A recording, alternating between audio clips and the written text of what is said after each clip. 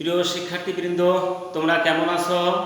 আমি আশা করি পরম সৃষ্টিকর্তার কৃপায় তোমরা প্রত্যেকেই ভালো আছো। আমিও সৃষ্টিকর্তার কৃপায় ভালো আছি। অনলাইন ক্লাসে তোমাদেরকে স্বাগত। তো আজকে আমি নবম ও দশম শ্রেণীর শারীরশিক্ষা নিয়ে আলোচনা করব। নবম ও দশম শ্রেণীর শারীরশিক্ষার নবম অধ্যায়ের পার্ট 2 নিয়ে আলোচনা করব। আমাদের আলোচ্য বিষয় পার্ট 2, অর্থাৎ লাভ বিভাগ। লাভ, যত প্রকার লাভ আছে সেই বিষয় নিয়ে আলোচনা করব। তার ভিতরে আমি অর্থাৎ লাভকে সাধারণত 4 ভাগে ভাগ করা যায়। প্রথম হচ্ছে দীর্ঘ লাভ, উচ্চ লাভ, ট্রিপল জাম্প, তারপর হলো পোল ভোল্ট জাম্প। এই জাম্প 4 প্রকার। তো 4 প্রকার লাভের ভিতরে আমি দীর্ঘ লাভ নিয়ে আলোচনা করব। দীর্ঘ লাভ অর্থাৎ দীর্ঘ লাভের যে আইন কানুনগুলো, কলা কৌশলগুলো আছে সেই বিষয় নিয়ে আমি আলোচনা করব। তোমরা মনোযোগ সহকারে শ্রবণ করবে এবং তোমরা প্রত্যেকে তোমাদের শারীরশিক্ষা বইটা বের করো। শারীরশিক্ষা বইয়ের নবম অধ্যায়ের পার্ট 2 বের করো। তো দীর্ঘ লাভ ব্যক্তিগত ক্রীড়া নৈপুণ্যের একটি অন্যতম মাধ্যম আছে দীর্ঘ লাভ। তো দীর্ঘ লাভে যে আইন কানুনগুলো আছে সেগুলো সম্পর্কে আমি ধীরে আলোচনা করছি। অর্থাৎ প্রথমে আছে দীর্ঘ লাভ অর্থাৎ সেক্টর অঙ্কন করা এবং পরবর্তীতে এর পরিমাপগুলো আমি ধারাবাহিকভাবে আলোচনা করব। তোমরা মনোযোগ সহকারে সেগুলো শুনবে। আমি পূর্বেই একটা দীর্ঘ লাভের কোড এঁকেছিলাম, অর্থাৎ এঁকে নিয়েছি সময়ের সংক্ষিপ্ততার কারণে। তো এই দীর্ঘ লাভের দৈর্ঘ্য অর্থাৎ দীর্ঘ লাভের সেক্টর, যেখানে লাভ দিয়ে টেক অফ নিয়ে ল্যান্ড করতে হবে, সেই ল্যান্ডের দৈর্ঘ্য হচ্ছে 2.75 দৈর্ঘ্য হচ্ছে 10 মিটার। দৈর্ঘ্য হচ্ছে 10 মিটার এবং প্রস্থ হচ্ছে 2.75 থেকে 3 মিটার। তাহলে দীর্ঘ লাভের ল্যান্ড এরিয়া অর্থাৎ ল্যান্ডিং এরিয়ার দৈর্ঘ্য হচ্ছে 10 মিটার, প্রস্থ হচ্ছে 2.75 থেকে 3 মিটার পর্যন্ত হইতে পারে। তো তারপর আছে টেক অফ থেকে ল্যান্ড এরিয়ার দূরত্ব। টেক অফ থেকে ল্যান্ড এরিয়ার দূরত্ব, ল্যান্ড এরিয়ার দূরত্ব হচ্ছে টেক অফ থেকে 1.3 মিটার, অর্থাৎ 1.3 মিটার দূরে যে ল্যান্ড এরিয়া হবে টেক অফ বোর্ড থেকে। অর্থাৎ জাম্প পিটের দৈর্ঘ্য, এখানে জাম্প পিটের অর্থাৎ টেক অফের দৈর্ঘ্য, জাম্প পিটের দৈর্ঘ্য, টেক অফের দৈর্ঘ্য এখানে দেখো, অর্থাৎ টেক অফের দৈর্ঘ্য হচ্ছে 1.21 থেকে 1.22 মিটার, অর্থাৎ 1.21 থেকে 1.22 মিটার পর্যন্ত। এবং প্রস্থ হবে, এটা প্রস্থ হবে অর্থাৎ টেক অফ বোর্ডের প্রস্থ হবে 19.8 থেকে 20.2 সেন্টিমিটার এবং উচ্চতা হবে 100 সেন্টিমিটার। অর্থাৎ টেক অফ বোর্ডের উচ্চতা, দৈর্ঘ্য, প্রস্থ এখানে আছে। অর্থাৎ দৈর্ঘ্য হবে 1.21 থেকে 1.22 মিটার এবং প্রস্থ হবে 19.8 থেকে 20.2 সেন্টিমিটার এবং উচ্চতা হবে 100 সেন্টিমিটার। এই হলো টেক অফ বোর্ড। তারপরে আছে রানওয়ে, অর্থাৎ রানওয়ে 3টা অংশ, অর্থাৎ landing area, take off board, runway, 4টি অংশই বলা যায়। অর্থাৎ টেক অফ বোর্ড থেকে ল্যান্ডিং এরিয়ার দূরত্ব কতটুকু হবে সেটুকু আছে এখানে।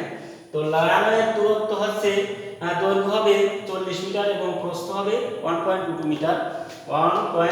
অর্থাৎ প্রস্থ হবে 1.22 মিটার এবং দৈর্ঘ্য হবে 40 মিটার। এ হচ্ছে একটা দীর্ঘ লাভের পরিপূর্ণ কোড, অর্থাৎ রানওয়ে থেকে ল্যান্ডিং এরিয়া পর্যন্ত এর বিভিন্ন জায়গায় যে বিভিন্ন পরিমাপ আছে সেগুলো সম্পর্কে আমি তোমাদেরকে মোটামুটিভাবে আলোকপাত করলাম। তো এর পরবর্তীতে আমি আবার ধারাবাহিকভাবে আলোচনা করি। এখানে আছে অ্যাপ্রেসার রানওয়ের ভিতর দিয়ে দৌড়াতে, অর্থাৎ যে আইনগুলো আছে।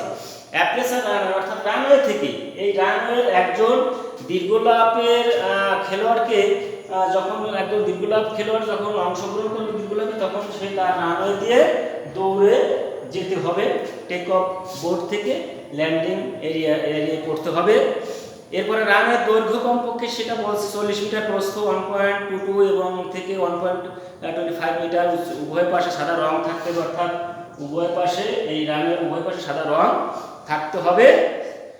এরপরে টেকঅফ বোর্ড থেকে জাম্পিটের দৈর্ঘ্য যেটা আগেই বলেছি, অর্থাৎ জাম্পিটের দৈর্ঘ্য হচ্ছে 1.21 থেকে 1.22 মিটার, চওড়া 19.8 থেকে 20.2 সেন্টিমিটার, উচ্চতা 100 সেন্টিমিটার। টেকঅফ বোর্ড থেকে জাম্পিটের দৈর্ঘ্য অর্থাৎ 1 থেকে 3 মিটার 1 থেকে 3 মিটার দূরে থাকবে। জাম্পিটের পরিমাপ বলছি 10 মিটার দৈর্ঘ্য, প্রস্থ 2.75 থেকে 3 মিটার। টেকঅফ বোর্ডের রং থাকবে সাদা, অর্থাৎ এই যে টেকঅফ বোর্ড যেটা, এই টেকঅফ বোর্ডের রং থাকবে সাদা, কারণ রাঙা থেকে যাতে প্রতিযোগীরা রাঙা থেকে দৌড়ে গিয়ে টেকঅফ বোর্ডটা দূর থেকেই দেখতে পায় এবং দেখে টেকঅফ বোর্ডের উপর পা রেখে যাতে ল্যান্ডিং এরিয়ায় পড়তে পারে, সেজন্য রং থাকবে সাদা রং। জাম্পিট বালি দ্বারা ভরা থাকবে, তবে টেকঅফ বোর্ডের উপর উঠবে না, অর্থাৎ জাম্পিট এই যেটা জাম্পিট, অর্থাৎ এই জাম্পিটটা অর্থাৎ টেকঅফ বোর্ডের উপরে উঠবে না বালি, জাম্পিটটা শুধু বালি দিয়ে ভরা থাকবে, বালি দিয়ে ভরা থাকবে এবং জাম্পিটে ওই যে টেকঅফ বোর্ডের উপর সে বালিটা উঠবে না। শরীরের যে অংশ সবচেয়ে বেশি বালি স্পর্শ করবে সে থেকে পরিমাপ নিতে হবে, অর্থাৎ যে একজন প্রতিযোগী লাফ দিল, দীর্ঘলাফের শরীরের যে অংশে ল্যান্ডিং এরিয়া সর্বকাছে স্পর্শ করবে সেখান থেকে পরিমাপ ধরতে হবে। এ হচ্ছিল নিয়ম। এরপরে একজন প্রতিযোগী কি কি করলে বা কি কি অপরাধের কারণে সেই প্রতিযোগিতা থেকে বাদ পড়বে বা খেলা থেকে খেলোয়াড় হিসেবে অযোগ্য বলে গণ্য হবে, সেগুলো আমি ধারাবাহিকভাবে আলোচনা করছি, তোমরা মনোযোগ সহকারে শ্রবণ করো। এখানে নাম ডাকার 60 সেকেন্ডের ভিতরে লাফ দিতে হবে, অর্থাৎ 60 সেকেন্ডের পরে লাফ দিলে বা 60 সেকেন্ডের মধ্যে লাফ দিতে ব্যর্থ হলে সে প্রতিযোগিতা থেকে বাদ পড়বে। আমি আবারও বলছি, অর্থাৎ প্রতিযোগীরা লাইন বাই থাকবে, অর্থাৎ নম্বর অনুসারে সিরিয়ালে দাঁড়ানো থাকবে এবং যখন শুরু হবে অর্থাৎ খেলাটা তখন নাম ডাকবে। নাম ডাকার যদি 60 সেকেন্ডের মধ্যে লাফ দিতে ব্যর্থ হয় তাহলে উক্ত প্রতিযোগী ওই লাফ থেকে বাদ পড়বে বা লাফের অযোগ্য হিসেবে গণ্য হবে।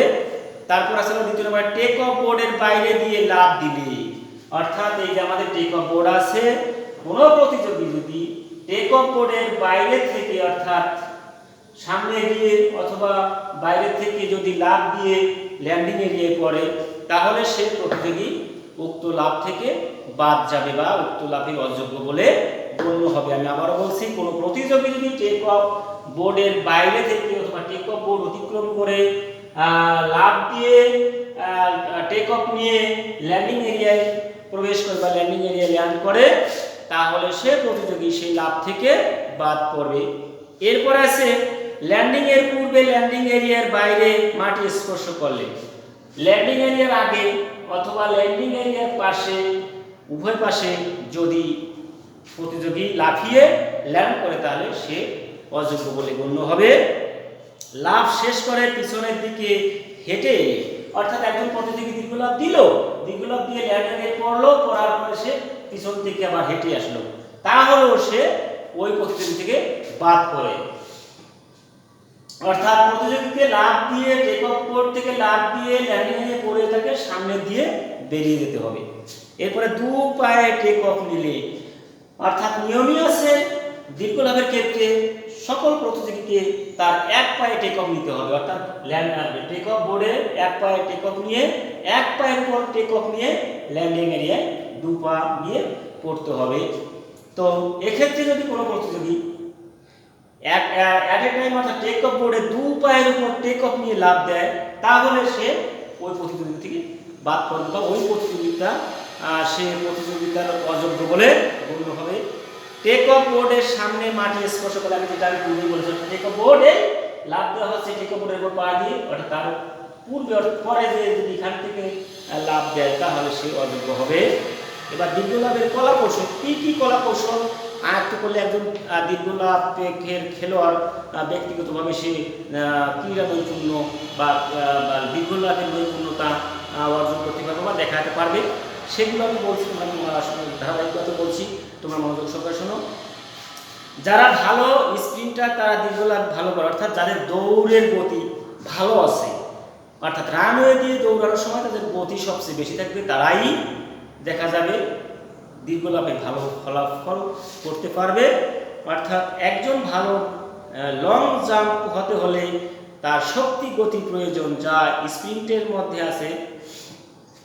দীর্ঘলাভের কলাকৌশলকে 4 ভাগে ভাগ করা যায়। খেয়াল করো, একটা দীর্ঘলাভের কলাকৌশলকে 4 ভাগে ভাগ করা যায়, যথা অ্যাপ্রেসার রানওয়ে অর্থাৎ দৌড়ে আসা, অর্থাৎ 40 মিটারের ভিতর দিয়ে 1.2 মিটারের ভিতর দিয়ে 40 মিটারে দৌড়ে আসা। তারপর আছে টেক অফ বোর্ড, অর্থাৎ এই টেক অফ বোর্ডে ভর দিয়ে টেক অফ নেওয়া, অর্থাৎ তারপর আসলে ফ্লাইট অর্থাৎ টেক অফ বোর্ড থেকে ল্যান্ড এরিয়ায় পড়ার আগ মুহূর্তে যে টেক অফ নিয়ে যে উড়ে গিয়ে ল্যান্ড এরিয়ায় ল্যান্ড করবে, অর্থাৎ ফ্লাইট উড়ে যাওয়া। অর্থাৎ টেক অফ বোর্ডের উপর টেক অফ নিয়ে ফ্লাইট করে ল্যান্ড এরিয়ায় যাওয়া। অর্থাৎ এই ফ্লাইটটা যার যত ভালো হবে সে তত দূরে গিয়ে পড়বে, অর্থাৎ সে তত দূরে গিয়ে পড়বে, তাহলে সে ভালো খেলা খেলতে পারবে। ল্যান্ডিং মাটিতে অবতরণ করা, অর্থাৎ ল্যান্ডিং, অর্থাৎ এখান থেকে টেক অফ নিয়ে ফ্লাইট করে ল্যান্ডিং এরিয়ায় পড়া। যদি সে বাইরে পড়ে অথবা আগে পড়ে ল্যান্ডিং এরিয়ায়, তাহলে সে অযোগ্য হবে এবং এটা তার কলাকৌশলের একটি গুরুত্বপূর্ণ অংশ। এগুলো করতে হবে। এখন আমি অ্যাপ্রেসার রানওয়ে কি সেগুলো সম্পর্কে বলি। লাভ দেওয়ার জন্য 50 থেকে 80 ফুট দূর থেকে তীব্র গতিতে দৌড়ে আসাকে অ্যাপ্রেসার রান বলে। অর্থাৎ দ্রুত গতিতে শেষ পদক্ষেপগুলো খুব দ্রুত হবে। টেক অফ বোর্ডের ঠিক মতো পা পড়ার জন্য 15 থেকে 25 ফুট দূর একটি টেক অফের জন্য চিহ্ন দিতে হবে এবং একে চেক মার্ক বলে। এই চেক মার্কে ঠিক মতো পা পড়লে মনে করতে হবে টেক অফ বোর্ড ঠিক মতো পা পড়বে। টেক অফ বোর্ডে ঠিক মতো পা পড়ার জন্য একজন অ্যাথলেটকে বারবার অনুশীলন করতে হবে। যে নিয়মগুলো আছে, টেক অফ বোর্ডে পা রেখে টেক অফ নিতে হবে। যদি টেক অফ বোর্ডের বাইরে যায় তাহলে সেই অযোগ্য হবে। এই জন্য এই টেক অফ বোর্ডে যাতে পা পড়ে তার জন্য কিছু কৌশল অবলম্বন করতে হবে, একটা চিহ্ন রাখতে হবে। সেই চিহ্ন অনুসারে তাকে দৌড়ে আসতে হবে। টেক অফ বোর্ড দীর্ঘ লাফে মাটি থেকে উপরে ওঠার জন্য কাঠের তৈরি একটি টেক অফ বোর্ড থাকে, অর্থাৎ এই টেক অফ বোর্ডটি থাকবে কাঠের তৈরি সাদা রঙের। এই বোর্ডটি 4 ফুট লম্বা এবং 8 ইঞ্চি চওড়া হবে। 4 ফুট টেক অফ বোর্ডটি 4 ফুট লম্বা এবং 8 ফুট চওড়া, 8 ইঞ্চি চওড়া হবে। উপরে সাদা রং দিতে হবে।